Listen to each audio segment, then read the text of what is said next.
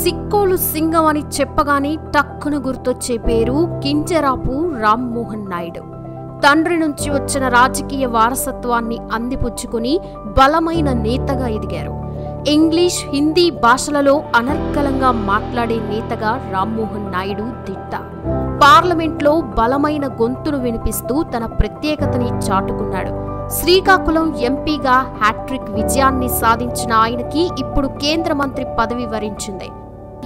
I, Kinjarapu Ram Mohan Naidu, do swear in the name of God that I will not directly or indirectly communicate or reveal to any person or persons any matter which shall be brought under my consideration or shall become known to me as a minister for the Union, except as may be required for the due discharge of my duties as such minister.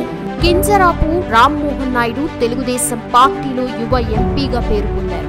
Telugu Desam పార్టీలో senior నేత దివంగత ఎర్రం నాయుడు వారసుడిగా ఆయన రాజకీయ రంగ ప్రవేశం చేశారు. ఈ రోజు ఈ వీడియోలో కింజరాపు రామ్మోహన్ నాయుడు గురించి మీకు తెలియని కొన్ని ఆసక్తికర విషయాల్ని తెలుసుకుందాం. కింజరాపు రామ్మోహన్ నాయుడు తెలుగుదేశం పార్టీ సీనియర్ నేత. కింజరాపు ఎర్రమ్మ నాయుడు విజయ్ కుమారి దంపతులకి 1987 సంవత్సరం డిసెంబర్ 18వ తేదీన శ్రీకాకుళంలో గల నిమ్మాడ అనే గ్రామంలో జన్మించారు. ఆయనకి ఒక సోదరి ఉన్నారు. 1 నుంచి 3వ తరగతి వరకు శ్రీకాకుళంలోని గురజాడ ఎడ్యుకేషనల్ సొసైటీ హాస్టల్లో ఉంటూ చదువుకున్నాడు రామ్మోహన్ నాయుడు. 1994లో ఎర్రన్ నాయుడు తెలుగుదేశం పార్టీ చీఫ్ విప్గా ఎన్నికయ్యారు.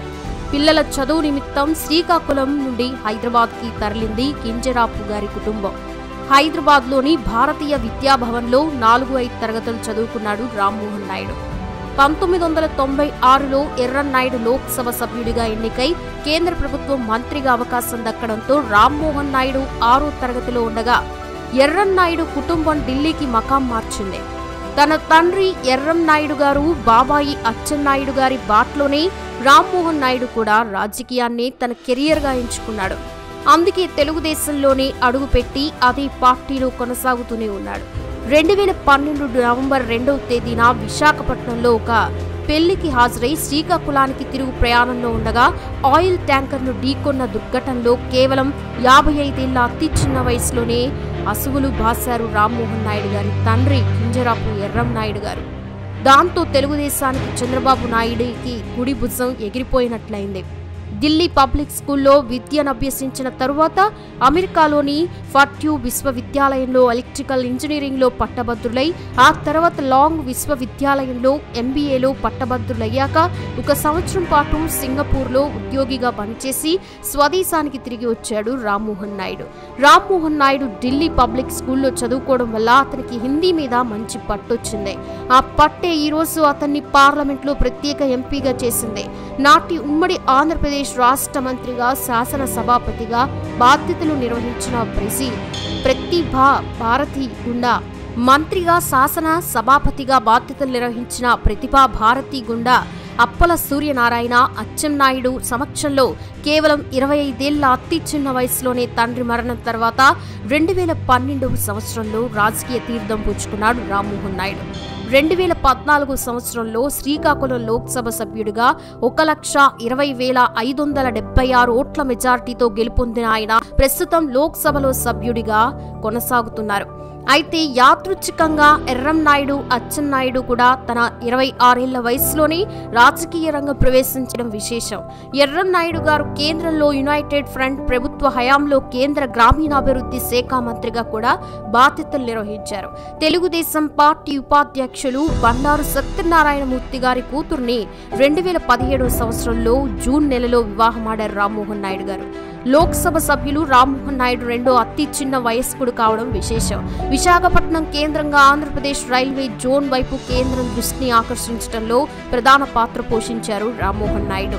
రైల్వేలు, హోం వ్యవహారాల స్టాండింగ్ కమిటీ సభ్యుడిగా, పర్యాటకం, సాంస్కృతిక మంత్రిత్వ శాఖ సలహా కమిటీ, 16వ లోక్సభలో ఇతర వెనుకబడిన తరగతుల సంక్షేమం, అధికార భాషా విభాగం కమిటీలో సభ్యునిగా బాధ్యతలు నిర్వహించారు రామ్మోహన్ నాయుడు గారు.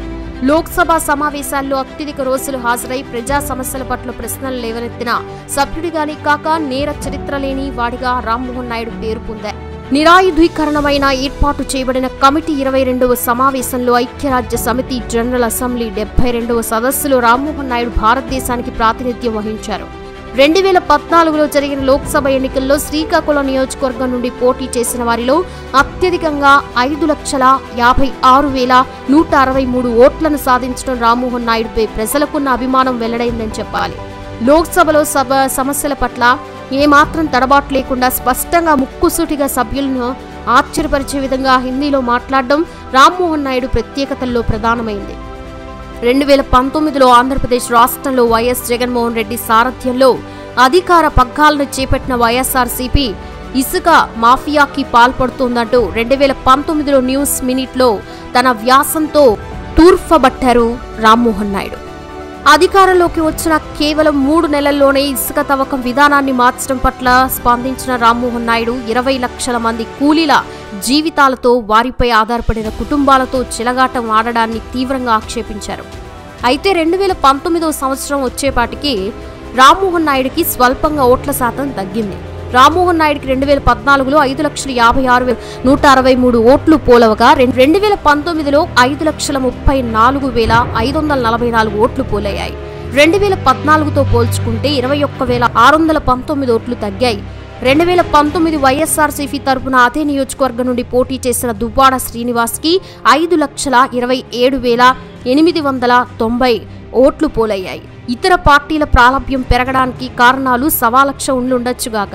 కానీ నిజానికి తెలుగుదేశం పార్టీ 2019లో పూర్తిగా కొట్టుకుపోయిన రామ్మోహన్ నాయుడు మాత్రం తన పార్లమెంట్ నియోజకవర్గాన్ని కాపాడుకున్నాడు. అయితే ఓట్ల శాతం తగ్గినప్పుడు ఏ రాజకీయ నాయకుడైనా ఆత్మ పరిశీలన చేసుకోవాలి. అలాగే రామ్మోహన్ నాయుడు కూడా ఆత్మ పరిశీలన చేసుకున్నాడు. మరో ముఖ్యమైన విషయం ఏంటంటే తెలుగుదేశం పార్టీ అధినేత మాజీ ముఖ్యమంత్రి నారా చంద్రబాబు గారు స్కిల్ డెవలప్మెంట్ కేసులో నిందితుడిగా రాజమండ్రి సెంట్రల్ జైల్లో ఉన్నప్పుడు ప్రతి అంశాన్ని లోతుగా అధ్యయనం చేసి లోక్సభలో తన వాణిని వినిపించే రామ్మోహన్ నాయుడు ఈ అంశాన్ని సభ దృష్టికి తీసుకురావడం పలువురి దృష్టిని ఆకర్షించింది. తాజా ఎన్నికలకి ముందు ముఖ్యంగా ఆంధ్రప్రదేశ్ రాష్ట్రంలో తెలుగుదేశం, వైఎస్ఆర్, ఏపీ, జనసేన మధ్య తీవ్రమైన పోటీ నెలకొని ఉండేది. ఈ పరిస్థితిలో కేంద్రంలో అధికారంలో ఉన్న బీజేపీ మద్దతుని కూడగట్టుకుని రాష్ట్రంలో టీడీపీ, జనసేన, బీజేపీలు ఒక కూటమిగా ఏర్పడి తాజా ఎన్నికల్లో ఘన విజయం సాధించారు. తాజాగా జరిగిన ఎన్నికల్లో రామ్మోహన్ నాయుడు శ్రీకాకుళం పార్లమెంట్ స్థానం నుంచి తన సమీప ప్రత్యర్థిపై 3,27,901 ఓట్ల తేడాతో ఘన విజయం సాధించి కేంద్ర మంత్రిగా ప్రమాణ స్వీకారం చేశారు. ఈయన మంత్రిగా అయ్యేందుకు కలిసొచ్చిన అంశాలేంటి అనేది ఇప్పుడు తెలుసుకుందాం. రాష్ట్రంలో టీడీపీ, బీజేపీ, జనసేన కూటమి 21 ఎంపీ స్థానాల్లో విజయం సాధించింది. ఇందులో టీడీపీ 16 సీట్లలో విజయం సాధించింది. టీడీపీ అధ్యక్షుడు నారా చంద్రబాబు నాయుడుకి మొదటి నుంచి విధేయుడిగా ఉన్న రామ్మోహన్ నాయుడు వరుసగా 3 సార్లు గెలవడం కూడా కలిసొచ్చిన అంశాలుగా చెప్పుకోవచ్చు. టీడీపీ కేంద్ర ప్రభుత్వంలో ఎల్లప్పుడూ భాగస్వామిగా ఉన్న ఉత్తరాంధ్రకి మంత్రివర్గంలో ప్రాధాన్యత లభించడం ఆనవాయితీగా వస్తోంది. 1996లో దివంగత నేత ఎర్రం నాయుడుకి కేంద్ర మంత్రివర్గంలో స్థానం లభించింది. 2014లో విజయనగరం ఎంపీగా ఎన్నికైన అశోక్ గజపతిరాజుకి కేంద్ర మంత్రివర్గంలో స్థానం లభించింది. మళ్లీ ఇప్పుడు రామ్మోహన్ నాయుడుకి ఈ పదవి లభించింది. రామ్మోహన్ నాయుడు యువకుడు. గతంలో పార్లమెంట్ సమావేశాల్లో రాష్ట్రానికి సంబంధించిన అనేక సమస్యలపై ఇటు రైల్వే జోన్ గాని అటు ప్రత్యేక హోదాపై గాని అనేక సార్లు తన గళాన్ని వినిపించారు. సీనియర్ నాయకులతో ప్రశంసలు పొందారు. ఇవన్నీ కూడా రామ్మోహన్ నాయుడుకి కేంద్ర మంత్రి పదవి రావడానికి దోహదపడిన అంశాలుగా చెప్పుకోవచ్చు. చూశారుగా ఫ్రెండ్స్, మీకు కూడా రామ్మోహన్ నాయుడు అంటే ఇష్టమా, ఆయనంటే అభిమానమా ఉంటే కింద కామెంట్ సెక్షన్లో ఎస్ అని కామెంట్ చేయండి. వీడియోని లైక్ చేయండి, షేర్ చేయండి, ఛానల్ని సబ్స్క్రైబ్ చేయండి. Thanks for watching.